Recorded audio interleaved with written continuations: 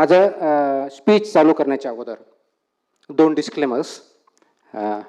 पहिला डिस्क्लेमर असा आहे की मी जे बोलते ते माझे वैयक्तिक मत आहेत. याच्याशी शासनाच्या मताचा किंवा शासना या पॉलिसीचा किंवा त्यांच्यावर टीका करण्याचा कोणताही उद्देश नाही आहे किंवा त्यांची मतंही नाही आहेत. हे माझे वैयक्तिक मत आहेत. दुसरा की हा टॉपिक सुशासन असल्यामुळं शासन आणि सुशासन आणि याच्यामध्ये शासन हा शब्द अनेक वेळेस येणार आहे. त्यावेळेस ज्यावेळेस मी भाषणामध्ये किंवा माझ्या स्पीचमध्ये शासन हा शब्द प्रयोग करेल तर कोणत्याही एका विशिष्ट शासनाच्या बाबतीत बोलत नाही. शासन संस्था म्हणून मी बोलणार आहे. मग ती ग्लोबल लेवलची असेल, नॅशनल लेवलची असेल, आत्ताची असेल, 50 वर्षापूर्वीची असेल, तर शासन संस्था म्हणून त्याला अर्थ काढावा. त्याचा कोणत्याही एका विशिष्ट शासनाविरुद्ध किंवा एका विशिष्ट नेत्याविरुद्ध किंवा पार्टीविरुद्ध किंवा पार्टीच्या बाजूने असा कोणताही अर्थ त्याला अभिप्रेत नाही आहे. त्याच्यामुळे आता अभिप्रेत आहे शासनी संस्था म्हणून अभिप्रेत आहे. आता मला सांगण्यात आलं होतं की सर्वसाधारणपणे 6 वाजता हा कार्यक्रम चालू होईल आणि ज्यावेळेस आमची चर्चा झाली त्यावेळेस टॉपिक कोणता घ्यायचा चर्चा झाली त्यावेळेस सुशासनाच्या संदर्भात टॉपिक घ्यायचं ठरलं आणि डॉक्टर माधव बोरबडे यांनी लिहिलेलं पुस्तक हरवलेले सुशासन याच्यावरतीच बोलावं असा आग्रह झाला. आता शासन किंवा सुशासन हरवलं आहे की नाही हे समाज ठरवेल. त्याच्यामुळे हरवलेल्या किंवा न हरवलेल्या सुशासनाबद्दल किंवा शासनाबद्दल मी कमेंट करणार नाही, परंतु शासन व्यवस्था आणि सुशासन याविषयी आपण डेफिनेटली चर्चा करू शकतो.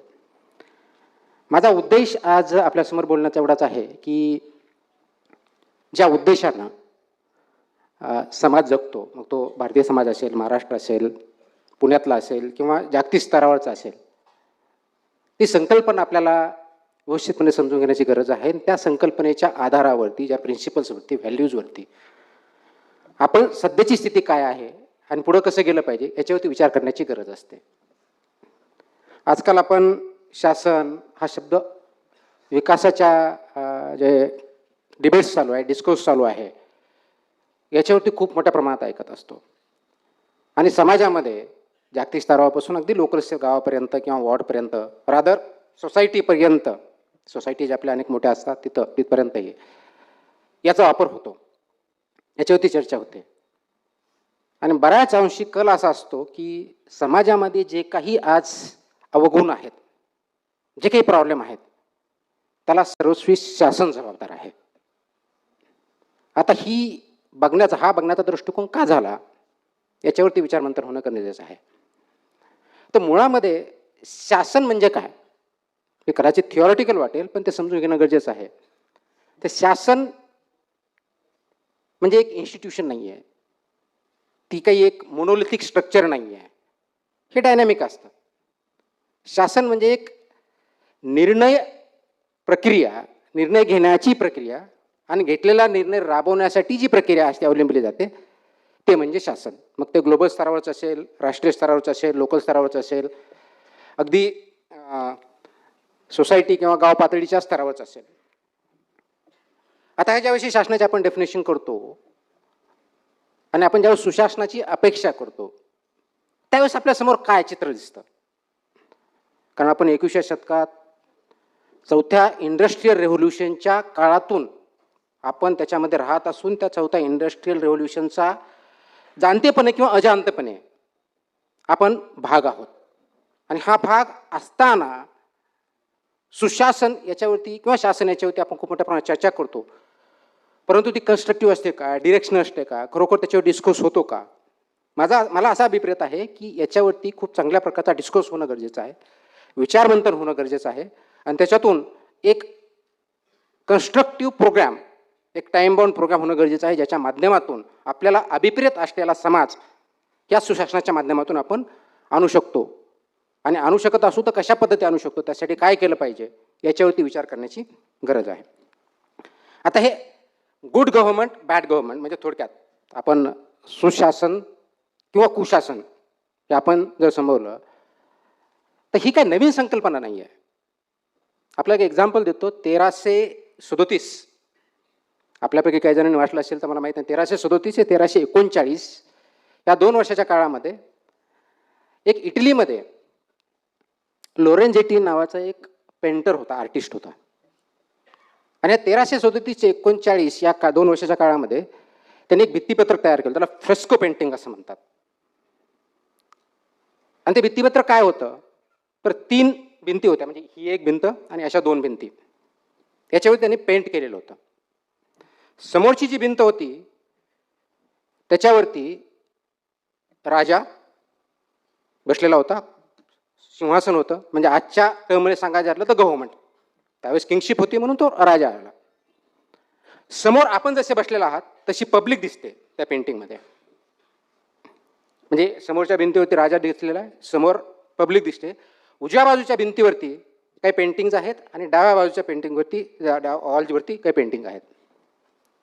आता ही समोर जे पेंटिंग आहे हे कन्सिडर करा की ही देशाची एक टेरिटोरी आहे, एक जॉग्राफिकल एरिया आहे आणि त्याच्यामध्ये आपण सर्वजण नागरिक आहोत. ह्या नागरिकांच्या भोवती बाउंड्री जी आहे ती एका दोरीनं किंवा त्याला आपण दोर म्हणू यांनी चारी बाजूने त्याला ठेवलेली आहे आणि तो दोर राजाच्या मनगटाला बांधलेला आहे, हातात धरलेला नाही, मनगटाला बांधलेला आहे. समोरच उजव्या बाजूला ज्यावेळेस बघतो त्यावेळेस चांगलं शहर आहे, शहरामध्ये दळणवळण व्यवस्था व्यवस्थित आहे, चांगल्या प्रकारचे घरं आहेत. शहराच्या बाजूला सेमी अर्बन एरिया आहे, त्या ठिकाणी ट्रेडिंग ॲक्टिव्हिटी खूप मोठ्या प्रमाणात चालतात, फॅक्टरीज वगैरे आहेत, मॅन्युफॅक्चरिंग चांगली होते. त्याच्या पलीकडे गावं आहेत, शेती आहे, शेतीमध्ये मुक्तपणे शेतकरी शेती करतायत. शहरामध्ये आनंदाने वातावरण आहे, मध्येच कल्चरल प्रोग्राम आहेत. म्हणजे एकंदर काय तर उजव्या बाजूच्या जी वॉल आहे त्याच्यावरती एक सुखाचं राज्य चाललेलं आहे, सुखाचा संसार चाललेला आहे, सुखाचा समाज आहे आणि समाजामधला प्रत्येक घटक हा योग्य प्रकारे आपला विकास करतो आणि त्याच्या माध्यमातून आनंद जीवन चांगला जगत आहे. या बाजूला राजाच्या पुढे आणि पब्लिकच्या पेंटिंगच्या मध्ये न्यायाची न्यायदेवता आहे, ती समोर ठेवलेली आहे. ही एक बाजू पेंटिंग आहे. ही जी पेंटिंग आहे ती हॉल ऑफ 9 मध्ये आहे. ते हॉल ऑफ 9 का म्हटलेलं आहे तर त्यावेळेस आपल्यासारखी डेमोक्रेसी नव्हती, परंतु एक सॉर्ट ऑफ गव्हर्नन्स कसं असावं हे डेपिट करण्याचा, ज्यावेळेस गव्हर्नन्सच्या विषयावरती एवढी चर्चा होत नव्हती, डेमोक्रेसी नावालाही नव्हती, 14व्या शतकामध्ये 2 वर्षाच्या काळात ही पेंटिंग बनवली.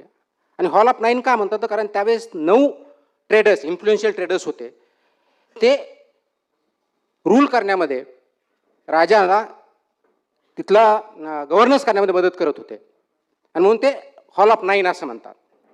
डाव्या बाजूला बघितलं तर शहर अविकसित आहे, खूप मोठ्या प्रमाणावरती तिथं ज्याला आपण दंगली म्हणू किंवा विकास नाही आहे, पॉवर्टी आहे असं बघितलं जातं. त्याच्या पलीकडं जर ट्रेडिंग ॲक्टिव्हिटी किंवा मॅन्युफॅक्चरिंग ॲक्टिव्हिटी नाही आहे, एकमेकाविरुद्ध भांडणं चाललेले आहेत. शेतीमध्ये चांगल्या प्रकारचे शेतकरी शेती करू शकत नाही, मुक्त संचार करू शकत नाहीत. मुक्त संचार करू शकत नाही कारण शहरामध्ये आणि शहराच्या बाहेर दोन्हीकडे दंगेखोर आणि खूप मोठ्या प्रमाणावरती दरोडेखोर आहेत, त्याच्यामुळे भीतीचं वातावरण आहे. म्हणजे डाव्या बाजूला पेंटिंगवर त्याने असं दाखवलेलं आहे की वाईट शासन असलं म्हणजे त्याचे काय परिणाम होतात, आणि उजव्या बाजूला पेंटिंगवर दाखवलेलं आहे की चांगलं शासन असेल म्हणजे नेमकं काय परिणाम होतात. हे दोन्ही चित्र 1337 ते 1339 या काळामध्ये लोरेंजेटी नावाच्या पेंटरने इटलीमध्ये सिएना नावाचा छोटासा प्रॉव्हिन्स होता त्या ठिकाणी केलेलं आहे. ज्यावेळेस डेमोक्रेसी ही संकल्पना होती, लोकशाही ही संकल्पना होती, राजेशाही होती आणि समोर राजा बसलेला आहे. आता हे पिक्चर काय दाखवतं तर हा पिक्चर एक जनरलमध्ये 14व्या शतकामध्ये गुड गव्हर्नन्स आणि बॅड गव्हर्नन्सचा परिणाम समाजावरती काय होतो हे डेपिक्ट करण्याचा त्याचा फ्रेस्को पेंटिंगच्या माध्यमातून हा प्रयत्न होता. ती परिस्थिती आज आहे का? त्याचा आजच्या 21व्या शतकात 2024 मध्ये आपण ज्या विषयी आपण बोलत आहोत त्याच्याशी काही संबंध आहे का? त्याच्याशी आपण कनेक्ट करू शकतो का? मला वाटतं ती जी संकल्पना आहे आजही तेवढ्याच प्रमाणात लागू होते. गुड गव्हर्नन्स असेल तर प्रॉस्पेरिटी येईल, ग्रोथ येईल, इक्वॅलिटी, जस्टिस, न्याय हे असेल. बॅड गव्हर्नन्स असेल तर अन्याय होईल, एकमेकाविरुद्ध भांडणं होतील, विकास होणार नाही, पर्यायानं सेल्फ सेंट्रिक इंडिव्हिज्युअल असतील, मग तो कल्चरल ग्रोथ होणार नाही, सामाजिक होणार नाही, आर्थिक होणार नाही, शैक्षणिक होणार नाही. ही जर संकल्पना आपण जर गुड गव्हर्नन्स आणि बॅड गव्हर्नन्स, त्यावेळेस त्यांनी शब्द प्रयोग केला होता, त्याला नंतरच्या काळात allegory of good and bad government म्हणून त्याचं नॉमेनक्लेचर करण्यात आलं. तर ही जर संकल्पना 14व्या शतकात होती आणि त्यानंतर खूप मोठ्या प्रमाणात आपल्याकडे इंडस्ट्रियल रेव्होल्युशन होऊन गेली, नॅशनलिझम आलं, फ्रीडम्स आलं, पॉप्युलेशन वाढलं, टेक्नॉलॉजी वाढली आणि आज आपण इंडस्ट्रियल रेव्होल्युशन 4 चौथ्या इंडस्ट्रियल रेव्होल्युशन राहत नसतानाही 14व्या शतकातल्या कन्सेप्टवरतीच अजूनही जर आहोत, तर कुठेतरी तुम्हाला आणि मला आणि आपण सर्वांना विचार करण्याची गरज आहे असं मला वाटतं. तर आपण शासनामध्ये मुळामध्ये का शासन, सुशासन किंवा शासन याच्यावरती का चर्चा करतोय? असं काय आहे की शासनाशिवाय आपण काही करू शकत नाही किंवा शासन आपल्यावरती काय इफेक्ट करतं? तर ह्या सगळ्या पेंटिंगचा आणि या फिलॉसॉफीचा, पॉलिटिकल फिलॉसॉफीचा आतापर्यंत जर विचार केला आणि आताची स्थिती बघितले तर आपल्यासमोर 3 प्रश्न उभे राहतात. आपल्यासमोर 3 प्रश्न उभे राहतात आणि 3 प्रश्न कोणते? शासनाचा किंवा शासन व्यवस्थेचा नागरिकावरती म्हणजे आपल्यावरती, शासित ज्याला आपण म्हणू, दोज हू आर गव्हर्न, यांच्यावरती काय परिणाम होतो? आपल्यावरती परिणाम जर झाला नसता तर कदाचित आपण त्याच्यावरती डिस्कशन केलं नसतं, त्याच्याविषयी चर्चा केली नसती, त्याच्यावरती डिस्कोर्स केला नसता. तर जे शासित आहोत आपण, all of us, me as a citizen म्हणून बोलतोय, ॲज अ इंडिव्हिज्युअल म्हणून बोलतोय, ज्यावेळेस मी समाजामध्ये वावरतो तर ह्या शासनाचा माझ्यावरती काय परिणाम होतो? हा पहिला प्रश्न. दुसरा प्रश्न, जर शासनाचा परिणाम आपल्यावरती होतो असं मानलं तर ह्या शासन प्रक्रियेमध्ये किंवा शासन ठरवण्यामध्ये, निवड प्रक्रियेमध्ये मला काही चॉईस आहे का? ही निवड करण्यामध्ये किंवा ते शासन चालवण्यामध्ये मला काही चॉईस आहे का? आणि असेल तर कसं आहे?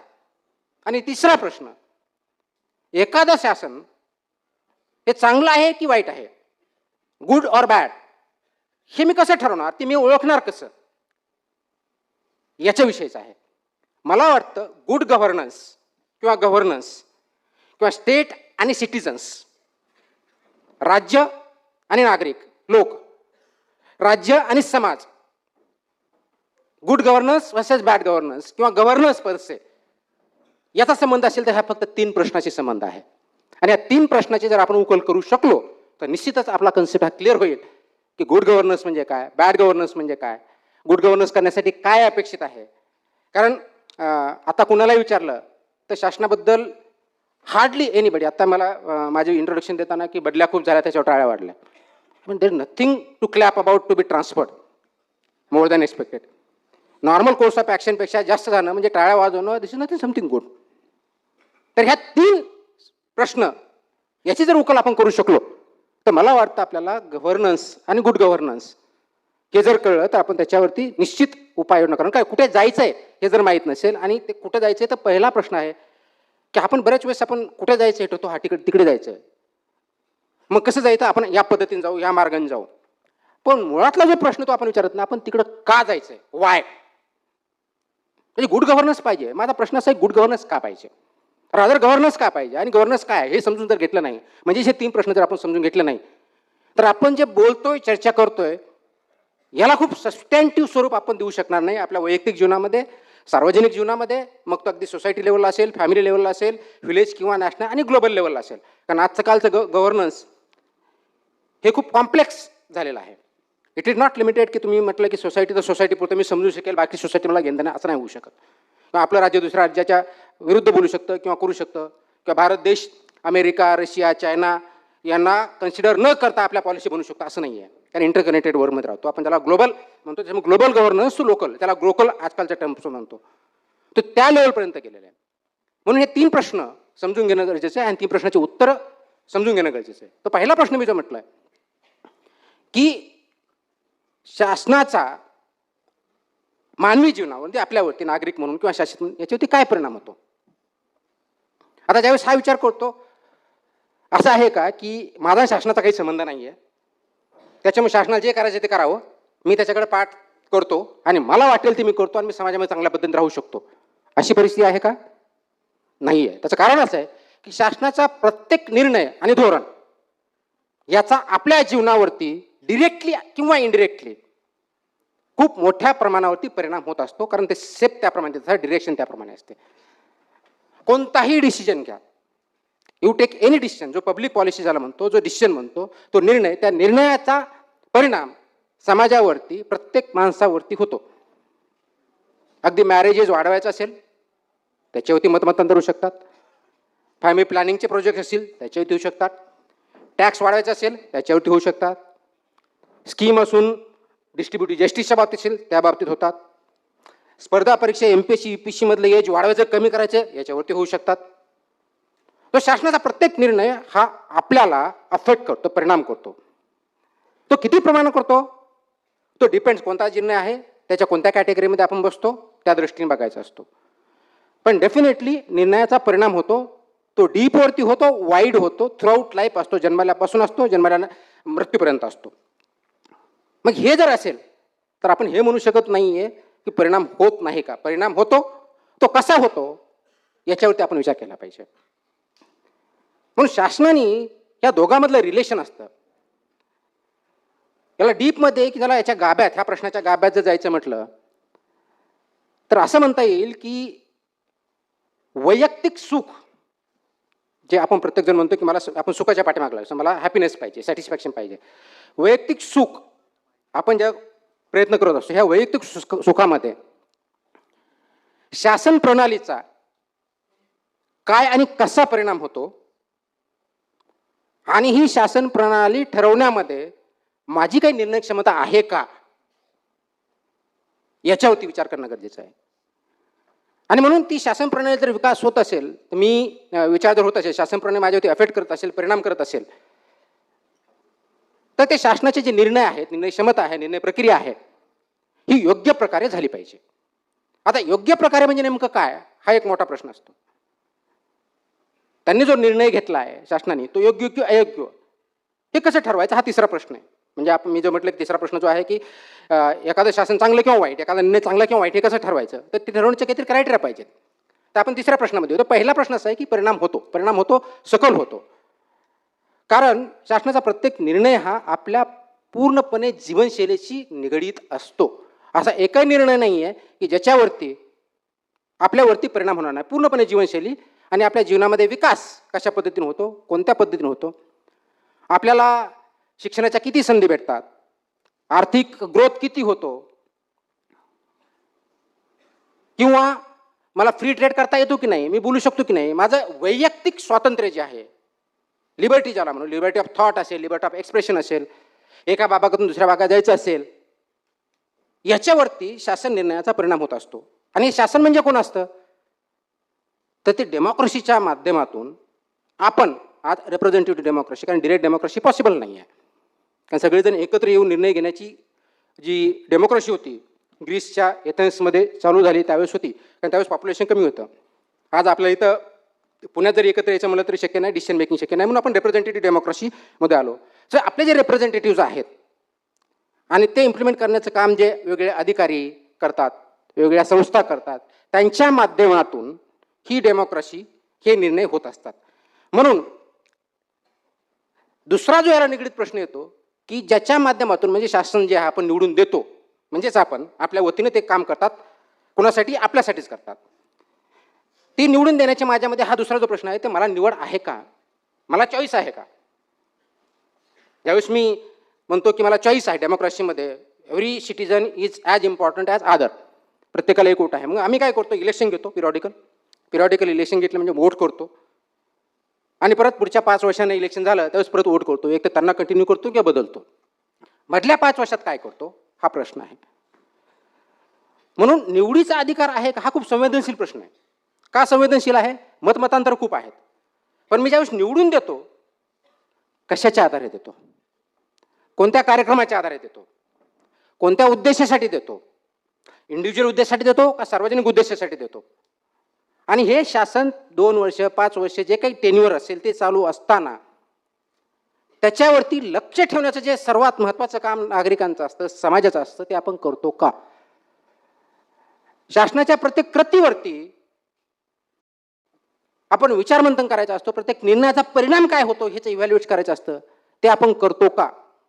आणि ते जर करत असू तर मग त्यांचा कार्यकाळ किती असावा, मग त्यांना परत निवडून द्यायचं का, त्याचे परिणाम काय होते, जर चुकीचा निर्णय घेत असेल तर त्याला विरोध करतो का, ही जी कंटिन्युअस ऍक्टिव्हिटी आहे ती आपण करतो का, ह्या दुसऱ्या प्रश्नामध्ये आहे. आपल्याला अधिकार तर आहे, खूप मोठ्या प्रमाणात आहे, निवडून देण्याचा आहे, वॉच ठेवण्याचा आहे, कृतीवरती अंकुश ठेवण्याचा आहे, विरोध करण्याचा आहे, परंतु सार्वजनिक स्वरूपात आहे का एकट्या स्वरूपात वापर करतो, हा आपला खूप महत्त्वाचा प्रश्न आहे. त्याच्यावरती आपला दुसरा महत्त्वाचा इश्यू असतो. आणि म्हणून हे जर आपण करत नसू तर शासन कृतज्ञ होऊ शकतं, करप्ट होऊ शकतं, चुकीच्या दिशेने जाऊ शकतो, आणि आपण म्हणतो की मग शासन चुकीचे निर्णय घेतं. तर चुकीचे निर्णय घेत असेल तर त्याला विरोध करण्याचं सुद्धा आपलं काम आहे. तो विरोध मात्र आपल्या रूल ऑफ लॉ, कारण डेमोक्रेसीमध्ये किंवा शासनामध्ये रूल ऑफ लॉ खूप महत्त्वाची गोष्ट अशी. अदरवाईज राज्य आणि जंगल राज याच्यात काही फरक राहिला नसता. जंगल राजमधून आपण याच्यात आलो, राज्य अशासाठी अस्तित्वात आलं की there should be rule of law, म्हणजे सर्वांनी ते मान्य केलं पाहिजे. काही कन्व्हेन्शन्स असतील, काही लॉज असतील, त्या दृष्टीने मान्य केले पाहिजे. हा दुसरा प्रश्न. आणि आता शेवटचा प्रश्न याच्यातून येतो की तिसरा जो महत्त्वाचा प्रश्न आहे की चांगलं किंवा वाईट शासन मी कसं ठरवायचं, त्याचे काही क्रायटेरिया आहेत का. तर चांगलं किंवा वाईट शासन ठरवताना मग मला वैयक्तिक फायदा झाला तर ते चांगलं, आणि मला मनासारखं जर झालं नाही तर ते वाईट, असं जर म्हणणार असू तर ते चुकीचं आहे. कारण चांगल्या वाईटची डेफिनेशन, चांगलं किंवा वाईट हा फक्त काही मटेरियल नाही, म्हणजे relation between state and citizen, राज्य आणि शासन आणि नागरिक लोक याच्यात तर रिलेशन हे काही फक्त भौतिक रिलेशन नाही आहे, तर ते नैतिक पण आहे, ते फिलॉसॉफिकल पण आहे, ते इक्विटेबल पाहिजे, ते जस्ट पाहिजे. तर त्या विषयाचा अभ्यास केल्यानंतर आपल्या लक्षात येतं की जे शासन निर्णय घेत आहेत ते नैतिकदृष्ट्या समाजासाठी, राज्यासाठी योग्य आहेत की नाही आहेत, ते इक्विटेबल आहेत का, ते जस्ट आहेत का, फक्त वैयक्तिक बेनिफिटसाठी न होता ते सार्वजनिक हिताच्या दृष्टिकोनातून आहेत का. म्हणून तो प्रश्न येतो की सार्वजनिक हित, public interest versus individual interest. मग ह्या तीन प्रश्नाचे उत्तर जर असतील आणि आपण डेमोक्रेसीमध्ये राहत असू, कारण आजच्या डेटपर्यंत सर्वात चांगलं गव्हर्नमेंट जे असेल, फॉर्म ऑफ गव्हर्नमेंट ज्याला म्हणतो, डेमोक्रेसी आहे. कारण आजच्या डेटला डेमोक्रेसीपेक्षा बेटर गव्हर्नन्स अजून फॉर्म आलेला नाही, किंवा चांगल्या प्रकारचं शासन याच्यापेक्षा असू शकतं अजून आलेला नाही आहे. मग डेमोक्रेसी सर्वात चांगलं आहे तर ती कशा पद्धतीने चालते, हे तीन प्रश्नाचे आपण उकलिंग केल्यानंतर आपण ते इम्प्लिमेंट करतो का, त्याच्यामध्ये सहभाग घेतो का, हा सर्वात महत्त्वाचा मुद्दा आहे. तर ह्या तीन प्रश्नाची उकल करत असताना ज्यावेळेस 14व्या शतकात जसं सांगितलं तीच कन्सेप्ट 21व्या शतकात फास्ट फॉरवर्ड जर आपण आलो तर ते क्वेश्चन आज आहेत का व्हॅलिड. आन्सर इज यस, ते क्वेश्चन आज व्हॅलिड आहेत. कारण शासनाचा इम्पॅक्ट आपल्यावरती होतो, चांगल्या किंवा वाईट प्रकारे होतो. त्यात निर्णय प्रक्रियेमध्ये आपला सहभाग आपला आहे का, निर्णय निश्चित आहे. आणि चांगल्या आणि वाईट प्रकारे आपण ठरवू शकतो का, तर हे क्रायटेरिया फक्त एक भौतिक म्हणून नव्हे तर एक नैतिक पातळीवरती जाऊन, जस्ट इक्वॅलिटी हे जे प्रिन्सिपल याच्यावरती जाऊन आपण ते बघितले पाहिजे. याचा परिणाम डेफिनेटली आपल्यावरती होतो. म्हणून स्टार्टिंगला काय झालं, मग हायरार्किकल गव्हर्नमेंट आलं की स्टेट आहे आपल्याकडे. आजही शासन म्हटलं की आपण काय बघतो, गाव स्तरावर म्हटलं की अरे जिल्हाधिकारी म्हणजे शासन, ही आपली संकल्पना आहे. राज्य स्तरावर म्हटलं की माननीय मुख्यमंत्री म्हणजे शासन, देशाच्या पातळीवर म्हणलं माननीय पंतप्रधान, राष्ट्रपती, हे म्हणजे आपल्या दृष्टीने शासन. ही जी संकल्पना आहे ही कधीच मोडकळीस निघलेली आहे. कारण हायरार्किकल गव्हर्नमेंटच्या काही लिमिटेशन्स होत्या, त्या लिमिटेशनच्या माध्यमातून जसं 1950च्या पुढे दशक गेली, कारण आर्ग्युमेंट काउंटर आर्ग्युमेंट असं झालं की ब्युरोक्रॅटिक गव्हर्नमेंट किंवा जे गव्हर्नमेंट आहे हायरार्किकल गव्हर्नमेंट याला लिमिटेशन्स आहेत, ते एफिशियंट नाही आहे. म्हणून न्यू पब्लिक ॲडमिनिस्ट्रेशनचा जन्म झाला आणि त्याच्यामधून मार्केट ड्रायव्हन फोर्सेस ज्याला म्हणतो की मार्केट विल टेक केअर की प्रोडक्शन कोणतं पाहिजे, कन्झम्पशन कोणतं पाहिजे, डिमांड सप्लाय, या प्रिन्सिपल्सवरती आधारित मार्केट ड्रायव्हन फोर्सेस आले. पण मग ज्यावेळेस मार्केट ड्रायव्हन फोर्सेस आले त्यावेळेस पब्लिक गुड्सचं काय, म्हणजे कोणती कंपनी एखादा रोड तयार करणार आहे का आणि ती सर्व सार्वजनिक लोकांसाठी सर्वांसाठी देणार आहे का, किंवा सार्वजनिक रोड आहे तिथं लाईट नाही आहे तर कोणती सार्वजनिक कंपनी तयार करणार आहे का, नाही ते स्वतःसाठी करू शकतील, मग दुसऱ्या कोणाला भेटणार नाही, ज्याला पब्लिक गुड्स म्हणतो, ह्या कोण प्रोव्हाइड करणार. मग गव्हर्नमेंटचा इरिलेव्हन्स करून चालत नाही, आपल्याला आवश्यक आहे. म्हणून ह्या सर्व्हिसेस देण्यासाठी आवश्यक असल्यानंतर मग तिसरं आणि लेटेस्ट जे आपण म्हणतो ज्याला नेटवर्क गव्हर्नन्स म्हणतो, म्हणजे एका बाजूला हायरार्किकल गव्हर्नन्स, दुसऱ्या बाजूला मार्केट गव्हर्नन्स आणि तिसऱ्या बाजूला नेटवर्किंग गव्हर्नन्स, की नेटवर्किंगच्या माध्यमातून गव्हर्नन्स, ज्याला लॉबिस्ट म्हणतो. खूप मोठ्या कंपन्या आहेत त्या लॉबिस्ट करतात, पॉलिसी इन्फ्लुएन्स करतात, डिसिजन घेतात, त्याच्यावरती इम्प्लिमेंट करतात. जसं आपल्यापैकी बरेच विद्यार्थ्यांनी काही संघटना स्थापन केलेल्या, तर MPSCचं काम चांगलं चालावं, वेळेत परीक्षा घ्याव्यात, ॲडव्हर्टाईज वेळेत काढावी, रिझल्ट वेळेत द्यावेत, आम्हाला जॉईन लवकर करून घ्यावं, ही डिमांड करण्यासाठी जशी एक लॉबी सक्रिय आहे, हे झालं नेटवर्किंग गव्हर्नन्स, याच्यातून प्रयत्न होतो. पण हे तिन्ही जर वेगवेगळे बघितले तर त्या पद्धतीने आपलं काम करता येणार नाही. आजच्या डेटला परिस्थिती अशी आहे की त्याला मेटा गव्हर्नन्स नावाचा प्रकार आला आहे. त्याच्यातले जे काही चांगले गुण आहेत ते करून त्याच्यावर बेस्ट पॉसिबल गव्हर्नन्स किंवा कोलॅबोरेटिव्ह गव्हर्नन्स हा कन्सेप्ट सध्याच्या काळात आपण वापरतो. म्हणजे काय, जे हायरार्किकल गव्हर्नमेंट आहे ते गव्हर्नमेंट, मार्केट फोर्सेस, नेटवर्क्स आणि पीपल या सगळ्यांनी म्हणून गव्हर्नन्स चालतं. कंडिशन एक नाही, मल्टिपल्स आहेत, मल्टिपल स्टेक होल्डर्स आहेत.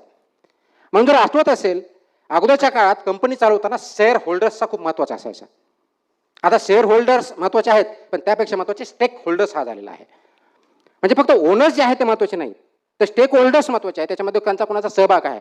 म्हणून गव्हर्नन्समध्ये सर्वात महत्त्वाचा स्टेक होल्डर जर कोण असेल ते नागरिक आहेत, समाज आहे. आणि म्हणून पीपल ज्याला कोलॅबोरेटिव्ह म्हणजे नागरिक हे सर्वात महत्त्वाचा स्टेक होल्डर असल्यामुळं नागरिकांनी लोकांनी चालवलेलं शासन आणि शासनाबरोबर इंटरॅक्शन करून त्याच्या माध्यमातून गव्हर्नन्स प्रस्थापित करणं, this leads towards good governance. आता हे कसं शक्य आहे, दॅट इज द पॉइंट. हे गुड गव्हर्नन्स अस्तित्वात आणण्यासाठी लोकांचा, नागरिकांचा रोल तितकाच महत्त्वाचा आहे. आणि हे समजून घेण्यासाठी निर्णय प्रक्रिया कशी होते हे समजून गरजेचं आहे. निर्णय प्रक्रिया अशी असते की एखादा निर्णय घ्यायचा झाल्यानंतर तो इश्यू अजेंड्यावरती आला पाहिजे, त्याला अजेंडा सेटिंग म्हणतात. हा अजेंडा सेटिंग कोण करतं? अपेक्षित आहे आपले रिप्रेझेंटेटिव्ह गव्हर्नर करेल. पण खरोखरच फक्त रिप्रेझेंटेटिव्ह करू शकतात का? केला तर आपल्याला जो अपेक्षित आहे त्याप्रमाणे अजेंडा सेट होतो का? तो जो अजेंडा इश्यू आहे त्याचा ऑब्जेक्टिव्ह जो आहे तो खरोखरच नोबल किंवा गव्हर्नन्स इम्प्रूव्ह करण्याचा आहे का? म्हणून मार्केट फोर्सेस आले, मार्केटमधल्या कंपन्या आले, त्यांना जो योग्य डिसिजन होतो त्यासाठी त्यांनी जो प्रयत्न केला. मग नेटवर्किंग गव्हर्नन्स आलं की ज्याच्यामध्ये जे वेगवेगळे समाजामधले जे घटक आहेत ते एकत्र आले. मग ते NGOच्या माध्यमातून असतील, सिटीजन फॉरमच्या माध्यमातून असतील, एकत्रित सोसायटी असतील, यांनी एखाद्या विषयावरती करायचं. त्यासाठी आम्हाला हा डिसिजन पाहिजे, त्यासाठी लॉबिंग करायचं, इन्फ्लुएन्स करायचं, डिसिजन घ्यायचा आणि इम्प्लिमेंट करून घ्यायचं. याच्यामध्ये लिमिटेशन एवढं आलं की पर्टिक्युलर ग्रुप्स, पर्टिक्युलर नागरिक, पर्टिक्युलर समाज किंवा एरिया याच्यावरती ज्या डिसिजन होऊ लागले, सर्वांना अपेक्षित असे डिसिजन होत नव्हते. आणि म्हणून पार्टिसिपेशन ऑफ पीपल हा सर्वात महत्त्वाचा मुद्दा आला. कारण अल्टिमेटली कोणतीही इन्स्टिट्यूट, आपण ज्यावेळेस गव्हर्नन्स म्हणतो ते कोणत्या तरी संस्थेच्या मार्फत, म्हणजे चीफ मिनिस्टर ही संस्था झाली, जिल्हाधिकारी ही संस्था झाली, पंतप्रधान ही संस्था झाली, इलेक्शन कमिशन ही संस्था झाली, RBI ही संस्था झाली. ही जी गव्हर्नन्स करते वेगवेगळ्या विषयावरती त्या संस्थेच्या मार्फत बघतो. आता ही संस्था म्हणजे चार भिंती आहेत का? संस्था म्हणजेच गव्हर्नन्स ज्याच्या माध्यमातून या संस्थेच्या माध्यमातून होतं ते म्हणजे सिस्टम, त्याच्यामधले जे एलिमेंट्स असतात त्याच्या माध्यमातून होतं. आणि ते एलिमेंट्स कोण? ते तुम्ही आणि मी आहेत. कंपनीमध्ये त्यांचं MD असेल, बोर्ड ऑफ डायरेक्टर असतील, शेअर होल्डर्स असतील, इथपर्यंत ठीक होतं. आता आपण स्टेक होल्डरचं महत्त्व करतो. म्हणून आता कंपन्या काम करताना सोशल रिस्पॉन्सिबिलिटीच्या माध्यमातून ESG गव्हर्नन्सकडे गेल्यात. एन्व्हायरमेंट सोशल गव्हर्नन्सची शिवाय त्यांचा फोकस चालू आहे. गव्हर्नमेंटमध्ये सुद्धा स्टेक होल्डर, मग आम्हाला डिसिजन घ्यायचा तर माझा हा मोठा स्टेक होल्डर आहे, त्यासाठी मी काय केलं पाहिजे की हा वंचित समाज आहे, मग तो वंचित समाजाला एकत्र पुढे आणण्यासाठी त्यांना इक्वल अपॉर्च्युनिटी दिली पाहिजे. मग डिस्ट्रीब्युटिव्ह जस्टिस आला पाहिजे, जस्ट केलं पाहिजे. मग काय केलं पाहिजे? जॉन रॉल्सनी यांनी एक डिस्ट्रीब्युटिव्ह जस्टिसच्या बाबतीत खूप मोठ्या प्रमाणावरती जस्टिसची थिअरी केली आहे. त्यांचं असं म्हणणं आहे की डिस्ट्रीब्युटिव्ह जस्टिस किंवा जस्टिस द्यायचं जर असेल, everybody must get equal opportunity. म्हणजे स्पर्धा परीक्षेला बसण्यासाठी किंवा सक्सेस होण्यासाठी ग्रॅज्युएट हा क्वालिफिकेशन आहे. तर ग्रॅज्युएट होण्यासाठी सर्वांना संधी दिली पाहिजे, म्हणजे एज्युकेशन सर्वांना दिलं पाहिजे. पण जस्ट रॉस त्याच्या पुढे जातात.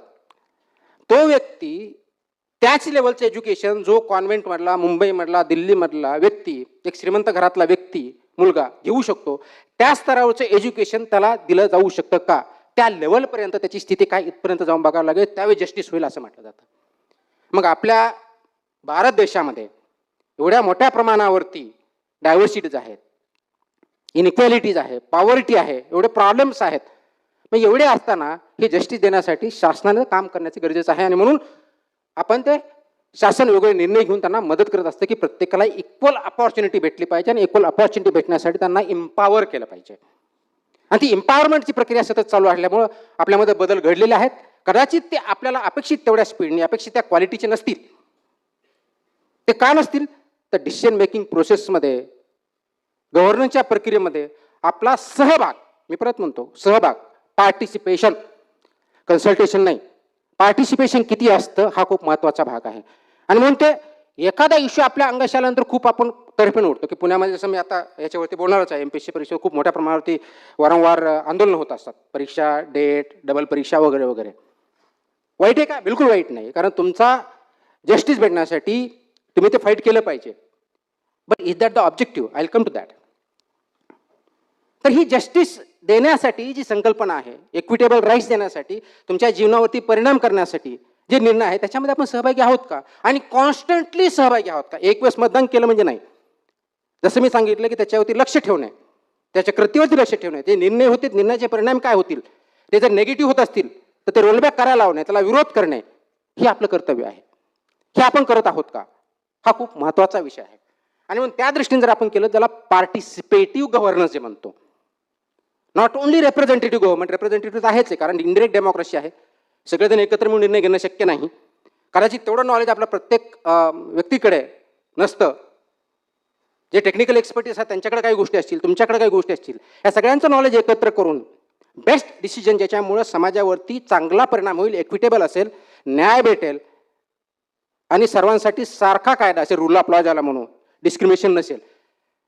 प्रत्येक निर्णय घेतलेला जो असेल त्याला अकाउंटेबिलिटी असेल, म्हणजे ज्याने निर्णय घेतलाय त्याला तो बांधील असेल, त्याची जबाबदारी असेल, योग्य होतो, इम्प्लिमेंट योग्य प्रकारे होतो की नाही, आणि त्याचा परिणाम चांगला झाला पाहिजे, यासाठी अकाउंटेबिलिटी बिल्ड पाहिजे. हे सगळं बघण्यासाठी काय? ट्रान्सपरन्सी, पारदर्शकता निर्णयामध्ये आणि निर्णय प्रक्रिया इम्प्लिमेंटेशनमध्ये पाहिजे. आणि पारदर्शकता आणण्यासाठी आपण काही प्रयत्न करत आहोत का? शासन काही प्रयत्न करत आहोत का? तर ही accountability, representative government, participation, constant vigilance, capability, तर जे गव्हर्न करतायत ते केपेबल आहेत का?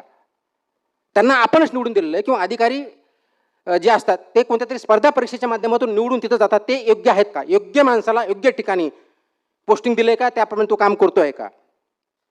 त्याचे रिझल्ट बघतायत का? का काम करत असताना मला काहीतरी वाटलं म्हणून आर्बिट्ररी माझ्या विरुद्ध गेल्यावर मी बाजूला काढतो, दुसऱ्या कोणाला तरी आणतो एका पर्टिक्युलर इंटरेस्ट पुढे जाण्यासाठी. ह्या गोष्टीचा ज्यावेळेस विचार करतो आणि ज्यावेळेस याच्यामध्ये ऍक्टिव्ह पार्टिसिपेशन, इन्व्हॉल्वमेंट नागरिकांचं असतं, त्यावेळेस governance turns towards good governance. आणि इट्स अ कंटिन्युअस प्रोसेस, त्याला एंड नाही आहे. जसं आता आपल्याला माहिती आहे की कोविड आला. कोविडच्या काळामध्ये कोविड काय होतं हे कुणालाच माहीत नव्हतं. मी त्यावेळेस नागपूरला म्युनिसिपल कमिशनर होतो. सडनली आला, लॉकडाऊन जागे सांगितलं, nobody knew what is to be done. तो कसा होतो, कसा ट्रान्समिट होतो, त्याला मेथॉलॉजी काय, डॉक्टर्स पेशंटला टॅकल करायला तयार नाहीत, आयडेंटिफाय कशा करायच्या, ICU मध्ये डॉक्टर जायला तयार नाही आहेत, वे फॉरवर्ड काय, किती दिवस चालणार माहीत नाही आहे. कारण हे दिस इज समथिंग. मग कन्सेप्ट की त्याला अँटिसिपेटरी गव्हर्नमेंट पाहिजे. तुम्ही त्याला अजाईल गव्हर्नन्स म्हणा, अँटिसिपेटरी म्हणा, गुड गव्हर्नन्स म्हणा, सगळ्या ज्या कन्सेप्ट आहेत ज्या व्हिजनवरती, फोरसाईटवरती, इन द पब्लिक इंटरेस्ट केल्या जातील, वेळोवेळी केल्या जातील, सेन्सिटिव्हली संवेदनशीलपणे केल्या जातील, हे सगळं करणं म्हणजे गुड गव्हर्नन्स आहे. आणि त्याची सुरुवात ही आपल्याला स्वतःपासून करावी लागणार आहे. आता प्रश्न असा आहे की हे सुशासन अस्तित्वात आहे का, किंवा अस्तित्वात आणलं जाऊ शकतं का? शासन तर अस्तित्वात आहे, नागरिक पण आहेत, संस्था पण आहेत.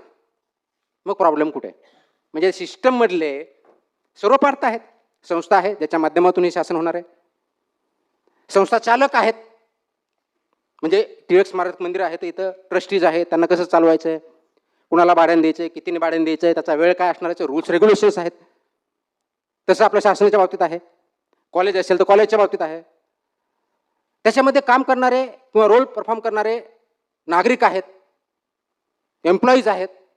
मग शासनाच्या बाबतीत हे असताना, संस्था असताना, शासन असताना, नागरिक असताना गुड गव्हर्नन्स का होऊ शकत नाही? ट्रान्सपरन्सली का होऊ शकत नाही? अकाउंटेबल गव्हर्नन्स का राहू शकत नाही? संवेदनशील का राहू शकत नाही? All these are characteristics of good governance. कारण आपण याच्यावरती खूप मोठ्या प्रमाणात बोलू शकतो, एका एका फीचरवरती आपण खूप डिस्कशन करू शकतो.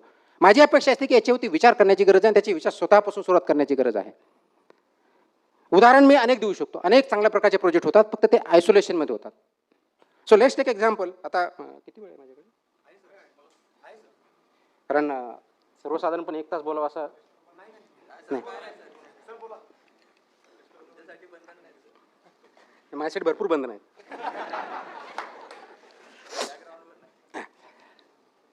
तर फॉर एक्झाम्पल कोणताही, तर for example me good governance सांगितलं की जे फीचर्स सांगितले, आणि त्याच्यामध्ये आपला इम्पॉर्टन्स काय तर मी सांगितले 3 प्रश्नाचे उत्तर आपण ज्यावेळेस द्यायला प्रयत्न करतो त्यावेळेस शासन आणि आपण याचा खूप क्लोज रिलेशन आहे आपण इस्टॅब्लिश केलं.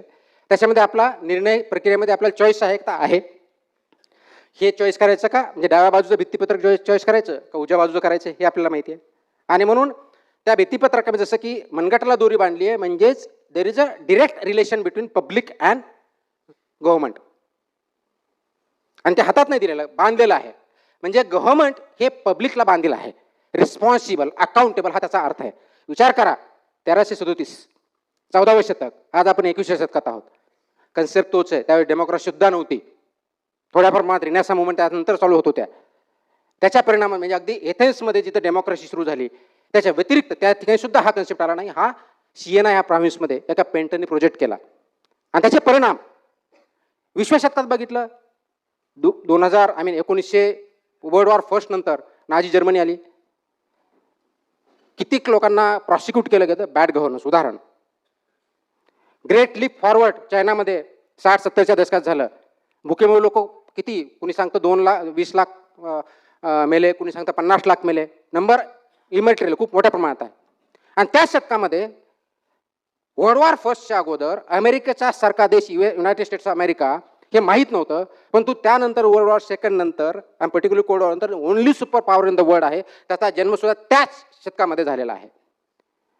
हे द्योतक आहे की गुड गव्हर्नन्स म्हणजे काय होऊ शकते. याचा अर्थ अमेरिकेमध्ये सगळ्याच गोष्टी चांगल्या आहेत का असा अर्थ होत नाही, किंवा जर्मनी आणि चायनामध्ये सगळ्याच वाईट आहे का असा त्याचा अर्थ नाही. पण एक सिंबॉलिक जर म्हणून बघितलं तर गुड गव्हर्नन्स इम्पॅक्ट काय होऊ शकतो, बॅड गव्हर्नन्सचा काय होऊ शकतो आणि हे का होतं हे समजून घेण्याची गरज आहे. आणि आपण ज्यावेळेस विचार करतो त्यावेळेस समजून घेण्याची गरज आहे. एक उदाहरण म्हणून, कारण मी दुसऱ्याचं उदाहरण देऊ शकत नाही, मी स्वतःचं देतो. मला आठवते मी 2016 नवी मुंबईला म्युनिसिपल कमिशनर म्हणून जॉईन झालो. Date was I think 2 May 2016. Join झाल्यानंतर मी मीटिंग घेतल्या, माहिती घेतली. दुसऱ्या दिवशी जे कमिशनरचं रेसिडेन्स आहे त्याच्या बाजूला गार्डन आहे, ते गार्डनमध्ये वॉकला गेलो. सकाळी गार्डनमध्ये वॉकला गेल्यानंतर एक व्यक्ती माझ्याकडे आला.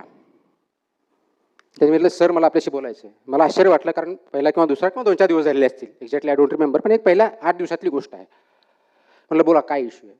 त्यांनी सांगितलं की इथं पर्टिक्युलर इश्यू आहे या गार्डनमध्ये, इथं काहीतरी हे कचरा पडतो, त्याच्यातून साप निघतात आणि त्याच्यामुळं आजूबाजूच्या रहिवाशामध्ये खूप मोठ्या प्रमाणात भीतीचं वातावरण असतं. मुलांना चावलं तर त्याची विषबाधा होऊ शकते, मृत्यू होऊ शकतात, तशी भीती आहे. म्हटलं आपण कंप्लेंट केली नाही का. म्हणजे मी अनेक कंप्लेंट केलेल्या आहेत पण मला रिस्पॉन्स काय भेटला नाही. म्हटलं कुणाला केलं. मी सर्व स्तरांना म्हणजे मेलवरती केलेलं आहेत, लेटर लिहून केलेले आहेत, इथले जे वॉर्ड ऑफिसर वगैरे आहेत त्यांना भेटून सांगितलेलं आहे, पण तो प्रश्न परमनंटली काही सुटत नाही. म्हटलं ठीक आहे मी बघतो काय करता येईल ते. जस्ट इमॅजिन केलं मी, एक व्यक्ती सर्वसाधारण नागरिक तुमच्यासारखा माझ्यासारखा अनेक वर्षापासून सार्वजनिक ठिकाणी कचरा पडला जातो. टाकणारे कोण असतात, नागरिकच असतात, बाहेरून कुठून येत नाही. म्हणजे नवी मुंबईने कचरा पुण्याचा जात नाही, नवी मुंबईतल्याच नागरिकांचा असतो. परंतु त्याच्यामुळे तिथल्या सार्वजनिक आरोग्याला किंवा सिक्युरिटीला किंवा मुलांना जर धोका होत असेल आणि ते ॲड्रेस करण्यासाठी ते गव्हर्नमेंटकडे म्हणजे तिथलं गव्हर्नमेंट म्हणजे महानगरपालिका यांच्याकडे जात असेल आणि तो अनेक महिन्यापासून अनेक वर्षापासून तो ॲड्रेस होत नसेल, असं का. हा प्रश्न कोणत्याही संवेदनशील मला ज्याला म्हणता येईल कॉन्शियस पर्सनला, ज्याची सद्सद विवेक बुद्धी जागी आहे त्याला पडेल. कुणी नॉर्मल माणूस असू द्या, अधिकारी असू द्या, पदाधिकारी असू, कुणी असं पडेल. त्यानंतर मी ऑफिसला गेलो. मी अधिकाऱ्यांना विचारलं की अशी अशी कंप्लेन आहे, काय झालं त्याच्यामध्ये. नाही ते करून घेतो. करून घ्या तुम्ही, that is not an issue. ते का ॲड्रेस का नाही झालं याचं मला ॲनालिसिस पाहिजे. मग त्याच्यातून म्हटलं आपल्याकडे अशा ग्रीव्हन्स रिड्रेसल म्हणजे तक्रारी ज्या आहेत हे खूप छोटं आहे. म्हणजे ह्याच्यामध्ये विकास होणार आहे का नाही आहे, पण विकासाला सपोर्टिव्ह डेफिनेटली होऊ शकतं. म्हणजे गव्हर्नमेंटचा फेस नागरिकावर जो असतो तर फर्स्ट थिंग इज माझ्या तक्रारीचं काय याच्यावरती खूप महत्त्वाचं असतं. की माझी तक्रार जर ऐकली जाणार असेल आणि सोडवली जाणार असेल तर मी त्याला गुड गव्हर्नन्सचं स्वरूप देतो. That is not the only indicator, that is one of the many indicators. पण तो जर एवढं इंडिकेटर जर असेल तर ते का म्हणजे आपल्याकडे कंप्लेन येतात. म्हणजे हो आपल्याकडे ॲप पण आहे. म्हणलं ॲप पण आहे. म्हणलं व्हेरी गुड. मग ॲप आहे ती ॲड्रेस का होत नाही, मी काय प्रॉब्लेम बघू शकतो. म्हटलं ठीक आहे ॲपमध्ये आहे ती काय प्रणाली, कशा पद्धतीने आपण काम करतो, मला एखादं दाखवा. त्यांना ओपन करायला लावलं ॲप. जे ॲप होतं जे महानगरपालिकेचं आणि 2016 खूप जुनी गोष्ट नाही. कंप्लेन आली. कंप्लेन आल्यानंतर आमची सिस्टम करते ती समजा एक्स वॉर्डची आहे ते एक्स वॉर्ड ऑफिसर किंवा जे कोणी अधिकारी कन्सर्न आहे तिकडे पाठवून देते आणि जो कंप्लेंट आहे त्याला मेसेज पाठवते, आपली कंप्लेंट भेटली, आपली कंप्लेंट ह्या अधिकाऱ्याकडे पाठवली आहे, कृपया पुढील कारवाईसाठी त्यांच्याकडे संपर्क करा. म्हणलं ओके. मग अशा किती कंप्लेंट सॉल्व्ह झाल्या? सगळ्या करतो, आल्या की फॉरवर्ड करतो. Very good. बरं म्हटलं. मग मला हे नागरिक 1-1.5 वर्षापासून ते म्हणतात की त्यांनी कंप्लेंट केलेली आहे, त्याच्यावरती का अड्रेस झालं नाही? मी त्या ऑर्डर ऑफिसरला विचारून सांगतो. मला फाईन नंबर सांगा. मला हा एक मेथड, दुसरी काय मेथड आहे? मी रायटिंगमध्ये ज्या कंप्लेंट येतात त्याचं आपल्याकडे रजिस्टर आहे. म्हटलं व्हेरी गुड. मग रजिस्टर आल्यानंतर त्याच्या कंप्लेंटचा फॉलोअप कसा घेतो? ते आपण ऑर्डर ऑफिसरला पाठवतो आणि ऑर्डर ऑफिसर त्याची कारवाई करायला सांगतो. मला त्याचा अहवाल माहीत नाही. Very good. बरं, नागरिकांना जर कमिशनरला किंवा आपल्याला भेटायचं असेल त्याचं काही मेकॅनिझम आहे का? नाही, ते कधी येऊन भेटू शकता. उत्तम. दिवसातून किती भेटता सांगता येणार नाही, डिपेंड. मीटिंग किती आहेत, मी ऑफिसमध्ये आहे का, दौऱ्यावर आहे, याच्यावरती अवलंबून असतं. अग्रीड. कारण तो सुद्धा गव्हर्नन्सचा पार्ट आहे. मी थोडा विचार केला. विचार काय केला की पहिल्या दिवशी मी गार्डनमध्ये वॉकला जातो आणि एक नागरिक येतो आणि माझ्याकडे गाऱ्हाणं मांडतो की हे पर्टिक्युलर इश्यू सॉल्व्ह झालेला नाही. असे किती असतील? प्रत्येकाला नोकरी आहे, फॅमिली सांभाळायची आहे, नोकरीला जायचं आहे, जॉब आहे, वगैरे वगैरे वगैरे.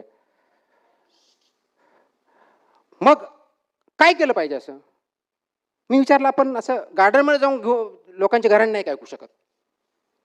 सगळे अधिकारी म्हणे असं कसं सर, म्हणे किती दिवस जाणार, गार्डनमध्ये कोण येणार?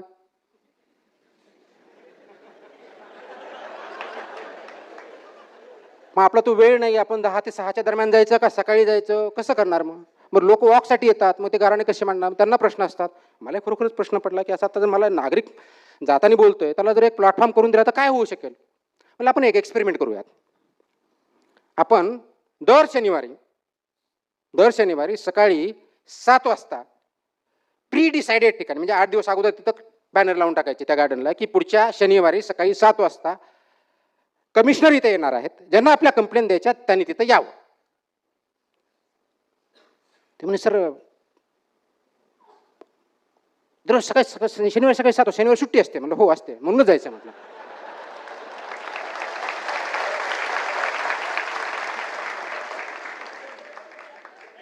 नावेलाच होता, कारण कमिशनर म्हटल्यानंतर चॅलेंज कसं करणार? शेवटी बॉस इज ऑलवेज राईट. मला नुसतं असं नाही करायचं. So let us structure it. मला नाव काय द्या, आपण त्याला एक नाव देऊ म्हटलं, कारण प्रत्येक प्रोग्राम जर नाव असेल तर चांगलं असतं ना. नावाशिवाय काय? म्हणलं कमिशनरला भेटायचे तर मीट द कमिशनर. नाही सर, मीट द कमिशनर बरोबर वाटत नाही. मीट म्हटल्यानंतर त्यांनी आपल्याकडे यायला पाहिजे, आपण त्यांच्याकडे जातोय. म्हणलं बरोबर आहे, आपण त्यांच्याकडे जातोय तर म्हणजे लोकांच्या दृष्टीने म्हणजे वॉक विथ कमिशनर. ठीक आहे, म्हणजे वॉक विथ, मग आम्ही ते नाव ठरलं वॉक विथ कमिशनर. आणि ह्या वॉक विथ कमिशनरचा जन्म असा झाला, ती काही कोणती स्कीम नव्हती, मला काही शासनाने सांगितलेलं नव्हतं, नागरिकांची काही मागणी नव्हती. परंतु मला असं वाटलं की गव्हर्नन्स चांगलं करण्यासाठी, कारण कोणताही गव्हर्नन्स म्हणजे ग्रीव्हन्स त्याचा एक पार्ट आहे, खूप छोटासा पार्ट आहे, खूप मोठा नाही आहे पण छोटासा आहे, पण त्याचं द्योतक आहे. It a symbol. गुड गव्हर्नन्सचं फीचर आहे ट्रान्सपरंट, ॲक्सेसिबल आपण ज्याला म्हणतो, लोकांमधलं governance. So let's go to the people. 24 तास जाणं शक्य नाही. वर्किंग डेला आम्हाला यायचं असतं, तयार व्हायचं असतं, सकाळी 9ला यायचं, वरतून मी आणखीन बरोबर 9:45ला येणार, म्हणजे 9:45 आत त्यांना येणं भाग आहे, मग मला सकाळी वेळ भेटत म्हणून शनिवार हा निवडला. आणि फक्त मी नाही जाणार म्हटलं, सगळे HOD माझ्याबरोबर असतील, हेड ऑफ द डिपार्टमेंट 17, 18, 20 जेवढे अधिकारी असतील आमचे हेड ऑफिसचे ते सर्व असतील, प्लस इथला ऑर्डर ऑफिसर असेल. यांनी सकाळी 7 वाजता तिथं हजर राहायचं, माझ्यावर वॉक करायचं, 1 राऊंड असेल 2 असेल जे काय ते करायचं. आणि मग चालता चालता आपण ग्रीव्हन्सेस ऐकायचे. पण चालता चालता कसे आपण प्रयत्न तर करू म्हटलं, नंतर एका ठिकाणी बसू. आणि हे केल्यानंतर नुसतं ऐकायचे नाही म्हटलं, ते प्रॉब्लेम सॉल्व्ह करायचे. प्रॉब्लेम सॉल्व्ह करायचे. मग त्याचा फॉर्मॅट डिसाईड केला मी की हा डेट आहे, ह्या दिवशी हा व्यक्ती आला, याचं हे ग्रीव्हन्स आहे, हे ग्रीव्हन्स सॉल्व्ह झालं की नाही. कारण मी दर सोमवारी, माझी एक सवय आहे, दर सोमवारी सकाळी पहिला जो आवरा 9:45 वाजता HODची मीटिंग घेतो. माझी सवय ती पहिल्यापासून आहे की गेल्या आठवड्यात काय सांगितलं होतं, त्याच्यातले किती कामं झाले, किती बाकी राहिलेत, किती पत्र आले होते, किती कारवाई झाली, याचा सगळा लेखाजोखा त्या 1 तासामध्ये असतो माझा. दर सोमवारच्या मीटिंगमध्ये याचा आढावा घेतला जाईल की गेल्या आठवड्यामध्ये वॉक विथ कमिशनरमध्ये किती कंप्लेंट आल्या होत्या, त्याच्यातल्या किती मार्गी लागल्या, किती बाकी आहेत, त्या बाकी असण्याचे कारणं काय आहेत. म्हणजे तुम्हाला तिथं बजेट नाही आहे का, तुमची कारवाई केलेली नाही आहे का, पॉलिसी डिसिजनचा प्रॉब्लेम आहे का, तुम्हाला वाटलं नाही म्हणून तुम्ही केलेलं नाही, वॉट एव्हर रिझन्स, मला ते कारणं लागतील. एक फॉर्मॅट डिसाईड केला आणि वी स्टार्टेड ऑफ. पहिला कारण पब्लिक म्हणजे प्रेस नोट दिली, लोक आले, वॉक बंद झाला, ग्रीव्हन्सेस वाढले. कारण वॉक करताना तेवढं शिकून एका ठिकाणी उभा बसलो, खूप मोठ्या प्रमाणात पहिल्या दिवशी मला आठवतं 50-60 कंप्लेंट माझ्याकडे आल्या त्या दिवशी. आता ते मी सर्व HOD बोलवलेले होते, HOD बोलवले होते, फॉर्मॅट होता. आता त्यांना माहीत होतं की हे जर दर सोमवारी उत्तर द्यायचं आहे आणि त्याच्यातल्या 70 ते 80% कंप्लेंट अशा असतात की अगदी 10 मिनिटात सॉल्व्ह होऊ शकतात. सिंपल साध्या गोष्ट, इथं कचरा पडला आहे, तिथं लाईट चालतच नाही, ड्रेनेज ब्लॉकेज झालेला आहे, इथं गार्डन आहे, गार्डनमधले ते जे झाडं किंवा फ्लॉवर आहेत कटिंग झालेली नाही, वगैरे वगैरे वगैरे छोट्या छोट्या गोष्टी असतात. 70 to 80. By the time I reached office, म्हणजे 7 ते 8 हा करा किंवा का 8:30 घेतला, 9 पर्यंत घेतला, 9:45 मी ऑफिसला आलो आणि 11 वाजेपर्यंत तिथल्या वॉर्ड ऑफिसकडून रिपोर्ट आला की 50 पैकी 30 कंप्लेंटचं निराकरण ॲक्च्युअली झालेलं आहे. Very good. एवढी एफिशियन्सी असेल तर याच्यापेक्षा दुसरं काही असू शकत नाही. This is what we are here for. बाकीच्या 20चं काय, तर काही ठिकाणी बजेटची गरज होती, काही ठिकाणी डिमांड जी होती पॉलिसी, म्हणजे खूप मोठ्या प्रमाणात मला इथं रोड बनवायचा, तो तर काही 1 तासात होऊ शकत नाही. रोड बनवण्यासाठी रोड मान्य आहे का, त्याच्यात बजेट आहे का, बजेटली प्रोविजन ते इम्प्लिमेंट होतोय का, वगैरे बाकीच्या गोष्टी त्या कराव्या लागतील. आणि ही सुरुवात केली. मग त्याच्यामध्ये जसे काय अनुभव येत गेले त्याप्रमाणे त्याच्यामध्ये मॉडिफिकेशन पण आम्ही करत गेलो. फॉर्मॅट कसा असावा, काय असावा, कोण रिस्पॉन्सिबल असावं वगैरे. यू विल नॉट बिलीव्ह, मी तिथं किती महिने होतं, 10 महिने टेंटेटिव्हली. 10 महिन्यामध्ये walk with कमिशनरमध्ये more than 3000 grievances आम्ही ॲड्रेस केले. माझ्या दृष्टीने 3000 ग्रीव्हन्सेस महत्त्वाचे नव्हते, परंतु त्याच्यातून निर्माण झालेलं वर्क कल्चर हे इम्पॉर्टंट होतं. म्हणलं हा तर एक फॉर्मॅट झाला, एक आठवडा गेला, म्हणलं हा तर एक फॉर्मॅट झाला. दुसरा मीट द कमिशनर, का नेहमीप्रमाणे मी एक माझी सवय आहे 3 ते 4 किंवा 4 ते 5 हा मी एक्सक्लुझिव्ह वेळ ज्या ज्या ठिकाणी काम करतो त्या त्या ठिकाणी नागरिकांना विदाऊट अपॉइंटमेंट भेटण्याचा ॲक्सेस मी ठरवून ठेवला. परत कोणत्याही ठिकाणी असेल मी 4 ते 5 किंवा 3 ते 4 वॉट एव्हर द टाईम, त्यावेळेत कुणीही विदाऊट अपॉइंटमेंट येऊ शकतं, ग्रीव्हन्स देऊ शकतो, चर्चा करू शकतो, असं माझे हा दुसरा फॉर्मॅट झाला. पण म्हटलं काही लोक तिथं पण येऊ शकत नाहीत, काही लोक मला भेटू पण शकत नाहीत, काही पत्राने देऊ शकतात, परंतु टेक्नॉलॉजीचा वापर का करायचा नाही. म्हणून म्हणलं लेटस मेक अ ॲप. जो होता तो योग्य होता, कारण ते फॉरवर्ड करायचे. आता मला माहीत नाही आहे तुम्ही कोणत्या प्रकारच्या ॲप, आपल्यापैकी जर नवी मुंबईतला कोणी ॲप किंवा PMPML इथला, मी ज्यावेळेस होतो त्यावेळेस मी एक ॲप तयार केला होता, तो जर वापरला असेल आणि आता चालू आहे की नाही मला माहीत नाही, जर असेल तो कसा ऑटोमॅटिक आहे. आणि त्याच्यामध्ये मी काय येतोय, मी एक्झाम्पल का देतोय, कारण गुड गव्हर्नन्सचे सगळे प्रिन्सिपल त्या एका ॲपमध्ये मी टाकलेले आहेत. ऑल मी एक्सप्लेन करतो. म्हणून आपण ॲप तयार करूया. मग ॲप तयार करण्यासाठी मी काय केलं की लेटस अंडरस्टँड द प्रोसेस. एखादी कंप्लेंट आली म्हणजे आपली त्याची प्रोसेस काय, कंप्लेंट येते, आपण ते फॉरवर्ड करतो, तो अधिकारी असाईन करतो दुसऱ्याला, त्याच्याकडून रिपोर्ट येतो, रिपोर्ट आल्यानंतर ते अधिकाऱ्याकडे जातो आणि ते त्याला कळवलं जातं किंवा नाही कळवलं जातं आणि क्लोज होते. ही प्रोसेस आहे.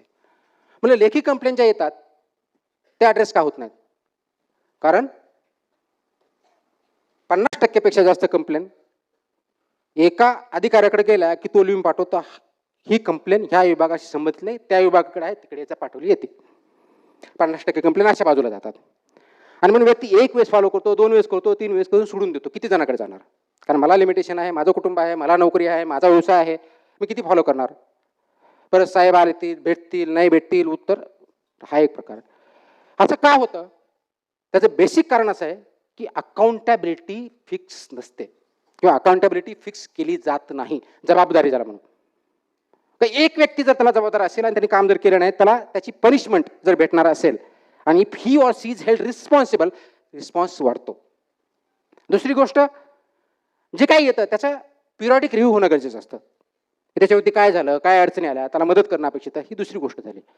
आणि तिसरी गोष्ट, ज्या स्टेजेस आहेत, मी 5 स्टेजेस असतात, त्या 5 स्टेजेसची आवश्यकता आहे का, जितक्या माणसाच्या माध्यमातून जातं तेवढ्या माणसाची आवश्यकता आहे का, तेवढं प्रोसेस करण्यात तेवढा वेळ गरजेचा आहे का, या सगळ्याचा अभ्यास केल्यानंतर आम्ही डिझाईन केलं ॲपचं. आणि त्या ॲपचं डिझाईन असं होतं की नवी मुंबईमधला किंवा इथं PMPMला जे होतं, PM ज्या एरियामधले, पुणे मेट्रोपॉलिटन एरियामधला कोणताही नागरिकाला जर कंप्लेंट टाकायची, फक्त त्याने तो ॲप डाउनलोड करायचा. तिथल्या ॲपचं नाव होतं NMMC ई-कनेक्ट. डाउनलोड करायचा. एक वेळेस त्यांचे क्रेडेन्शियल्स लिहायचे, म्हणजे जे काही त्याचे रेसिडेन्स एरिया, आणि एखादी कंप्लेंट टाकायची आहे. ॲप ओपन करायचा, फर्स्ट बटन. सेकंड तुमचा ऑर सिलेक्ट करायचा. ऑर तुम्हाला टाकावं, त्याच्यात ड्रिल डाऊन असेल, ऑर सिलेक्ट करायचा. कंप्लेंटमध्ये सुद्धा आम्ही ड्रिल डाऊन केलं होतं. सगळ्या कंप्लेंट प्रकारच्या जवळजवळ 150च्या आसपास आम्ही वेगवेगळ्या प्रकारचे कंप्लेंट केल्या. त्याच्या व्यतिरिक्त काही टाकायचं टाकू शकतो, ते ड्रिल डाऊन चेक करायचं. फोटो असेल, व्हिडिओ असेल तर ते टाकायची प्रोव्हिजन होतं ते करायचं आणि अपलोड करायचं. 3 स्टेजेस. 4th क्लिक ठेवणार नाही अशा प्रकारचा ॲप होता. आता हे झाल्यानंतर the moment it is uploaded, complaint upload केली आहे, त्या मोमेंटला 2 घटना घडतात. एक, ती कंप्लेंट असाइन होते ज्या अधिकाऱ्याला काम करायचे त्याला, कारण त्याचा अल्गोरिदम पाठीमागं बॅक एंडला आम्ही केलेलं होतं. So it is assign to a particular office only, not to somebody else. आणि त्या अधिकाऱ्याला ते फॉरवर्ड करण्याचा किंवा कोणाला शिफ्ट करण्याचा अधिकार नव्हता. जर चुकून समजा एखादी आलीच तर ती माझ्यापर्यंत रेफर करायची सांगितलं होतं, तुम्ही स्वतः नाही करायची. ज्यावेळेस माझ्यापर्यंत सांगितलं तर ऑटोमॅटिक रेफर करायच्या सुद्धा करणार नाही, स्वतःहून करून घेतात. असाइन झाले. असाइन झाल्यानंतर इतक्या पुरतं होणार नाही, तर मग पुढं काय केलं की 24 आवर्स मी टाईमलाईन त्याच्यात ठरवून दिली होती अल्गोरिदममध्ये. विदिन 24 आवर्स त्या अधिकाऱ्याने, जे असाइन अधिकारी आहेत त्यांनी ती ओपन करायची, फक्त ओपन करायची, nothing more than that. Open करायची.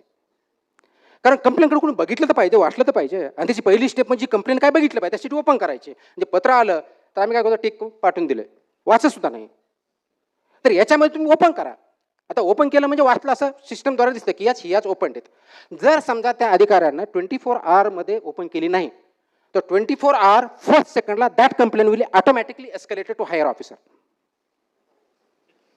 फक्त एवढंच नाही, ज्या मोमेंटला ती कंप्लेंट एस्केलेट होते किंवा ग्रीव्हन्स एस्केलेट होतं, त्या मोमेंटला ज्या अधिकाऱ्याने ओपन केली त्याला ऑटोमॅटिक सिस्टमद्वारे शोकत जाते. ऑटोमॅटिकली सिस्टम, दोन्ही ऍक्शन एकाच वेळेस होतात, एस्केलेशन आणि नोटीस.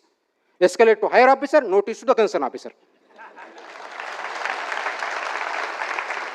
स्टार्टिंगला अधिकाऱ्यांना वाटलं असं कुठं असतं का.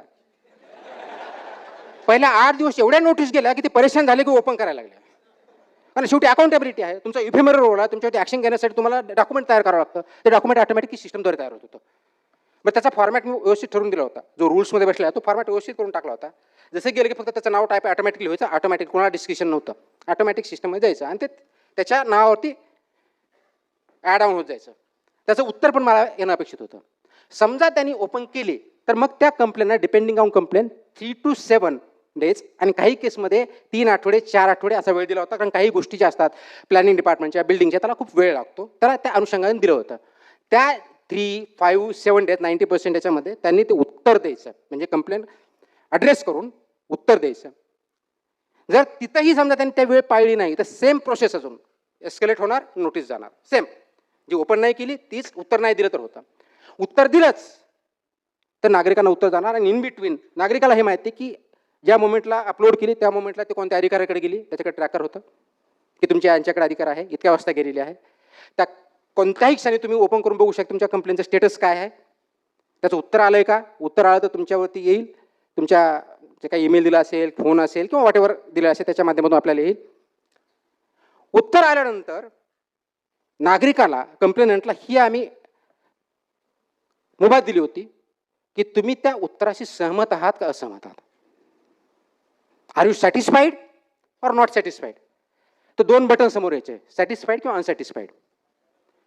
सॅटिस्फाईड म्हटलं तर complaint will be closed. Unsatisfied म्हटलं तर complaint will be escalated. It will not go to the same officer, it will go to escalate higher officer. आणि higher officer has to get it verified. त्यांनी योग्य केलं, ऐकलं, असं 3 times आम्ही chances द्यायचो. कारण काही लोकांना काही केलं तरी सॅटिस्फाय होत नाही, अशी पण परिस्थिती आहे. म्हणजे मी जर उत्तर दिलं तर ते मला मान्यच नसतं. असेही काही असतात, कमी असतात पण असतात. मग ही सिस्टम चालू केली. ही सिस्टम चालू केल्यानंतर हळूहळू रिस्पॉन्स वाढत गेला. 15 दिवस हा ॲप झाला. त्याच्यातून ज्या काही त्रुटी राहिल्या, बग झाले, ते काढले. मला 3 ते 4 किंवा 4 ते 5 दरम्यान नागरिक आले, साहेब तुमचा ॲप खूप छान आहे. म्हणलं काय झालं. आम्ही कंप्लेंट करून 10 मिनिटं म्हणजे रात्रीचा वेळ जर सोडला आणि ऑफिस आज जर असेल सर्वसाधारणपणे सकाळी 7 ते संध्याकाळी 7 मध्ये असेल तर 5 मिनिटं आम्हाला फोन येतो, साहेब काय ते सांगा अगोदर मला. ऑफिसमधून फोन जातो, तो ॲड्रेस होतो आणि असे 90% प्रॉब्लेम म्हणजे सॉल्व्ह व्हायला लागले. So we are happy, very good. हे काय झालं number 1 accountability, number 2 transparency, number 3 participation. Satisfied unsatisfied मी दिलेलं आहे.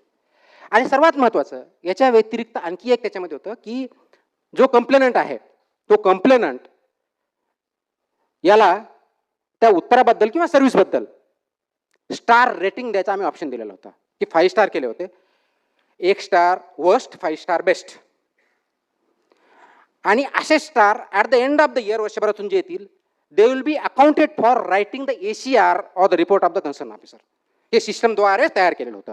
सो दॅट तुमचा परफॉर्मन्स पब्लिक जे म्हणतो पब्लिक पार्टिसिपेंट त्यांचं तुमच्याबद्दलचं मत काय आहे हे स्टारच्या माध्यमातून तुम्हाला जे स्टार रेटिंग भेटणार आहे त्याच्या माध्यमातून सुद्धा ठरवलं जातं. एक म्हणून होता one of the parameters included in performance appraisal of officer. हे सिस्टममध्ये इन्क्लूड केलं. अकाउंटेबिलिटी आली, पारदर्शकता आली, रिस्पॉन्सिबिलिटी आली, पार्टिसिपेशन ऑफ पब्लिक आलं, संवेदनशीलता आली. सर्वात महत्त्वाचा मला फीडबॅक काय आला असेल तर तुमच्या अधिकारी जर व्यवस्थित बोलायला लागले हा सर्वात मोठा फीडबॅक होता. मला साहेब म्हणतात, काय करू म्हणतात, अदरवाईज आम्ही गेलो तुम्हाला काही काम नाही का, मला तेवढंच काम आहे का, अशी उत्तर भेटायचे. आता सब इश्यू येतात. मग हे जसं मी 1 महिना सक्सेस बघितलं आणि आय हॅड इन माइंड हे फक्त ग्रीव्हन्सेस पुढे चालू करायचं नाही. Then I extended services. You will not believe within 3 months NMMC कदाचित भारतातले पहिले असेल मला माहीत नाही पण कदाचित असेल. ऑनलाईन 60 सर्व्हिसेस आपण चालू केल्या. 60 services, whether birth certificate, death certificate, licence, you name it and you have it. Online, apply online, pay online, get online. All this 60 services we started within 3 months. वापर काय केला? Information technology. मला एक जणांनी विचारलं तुम्ही इंजिनियर आहात का? मला असं का म्हणता? एवढा चांगला ॲप कसं काय डिझाईन करू शकतात? मला डिझाईन करण्याचं काम इंजिनियरचं नसतं. त्यासाठी कुणीही कोड रायटर जो आहे त्याला सांगितलं त्याप्रमाणे कोड लिहिल तो. काय पाहिजे हे तुम्ही ठरवायचे. That is where the leadership counts. That's where the vision counts. That's where your contribution as a leader, team leader, in whatever capacity is there. हे तुमचं कॉन्ट्रीब्युशन. त्यासाठी इंजिनियरची गरज नाही. हे चालू केलं. आता हे चालू झाल्यानंतर नागरिक तर खुश झाले. नागरिक खुश झाल्यानंतर मला वाटतं की कारण 60 सर्व्हिसेस तुम्हाला ऑनलाईन भेटत असतील, ग्रीव्हन्सेस तुमचे ऐकले जात असतील, तुम्हाला 3 ते 4 किंवा 1 तासभर कमिशनर भेटत असतील, वॉक विथ कमिशनर होत असेल, म्हणजे प्रशासन आपल्या दारी, शासन आपल्या दारी हे ॲक्च्युअल तिथं होत होतं. जर असं असेल तर त्याच्याबद्दल चांगलीच भावना किंवा गुड गव्हर्नन्स असं म्हणू शकतो बाय अँड लार्ज. की सगळ्याच गोष्टी याच्यात नाही, याच्यापेक्षा खूप मोठ्या गोष्टी आहेत, कॉम्प्लेक्स प्रॉब्लेम असतात, ते सुद्धा टॅकल करण्यासाठी असतात. I was happy. सडनली मला एक दिवशी राज्याच्या हायेस्ट ऑफिसमधून फोन येतो. काय झालं म्हणे हे वॉक विथ कमिशनर काय चालू केलं आहे? सांगितलं असं असं आहे. नाही माझ्याकडे काही पदाधिकारी आले होते. काय झालं? ते म्हणतात ते वॉक विथ कमिशनर बंद करा. म्हटलं का? ते म्हणतात की कमिशनर हे लोकांचे गाराणे ऐकतात, आमचे ऐकत नाहीत. लोकांचे प्रॉब्लेम सॉल्व्ह करतात, आमचे करत नाही. म्हटलं सर नागरिक शहरातलेच आहेत, म्हणजे त्यांच्याच कुठल्या तरी वॉर्डमधले आहेत, त्यांचे ग्रीव्हन्सेस सॉल्व्ह करण्यासाठी मला जी काय मेथड सापडली बेस्ट वाटली मी ती करतोय. Good, keep it up. You will surprise to note की ॲपच्या बाबतीत कंप्लेंट केली गेली की हा ॲप बंद करा, वॉक विथ कमिशनर बंद करा, आम्हाला वेळ द्या, आम्ही सांगतो त्याप्रमाणे करा. Now, where is the participative governance? Are they stakeholders? Yes. त्यांचे कारण ऐकलं जात होते? Yes. परंतु त्याच्या अगोदरची सिस्टम काय होती की एखादा लाईट स्ट्रीटमध्ये लाईट नाहीये तर मी जाणार त्यांच्याकडे जाणार, त्यांना विचारणार, ते ऑर्ड ऑफिसरला कोणाला तरी सांगणार, त्याच्यातून होत नसेल 2-3 वेळेस सांगणार, ते माझ्याकडे येणार आणि हे सगळं सांगितल्यानंतर मी ते सॉल्व्ह करणार. ही सिस्टम होती. याच्याऐवजी काय केलं? Direct contact, good governance, participative governance.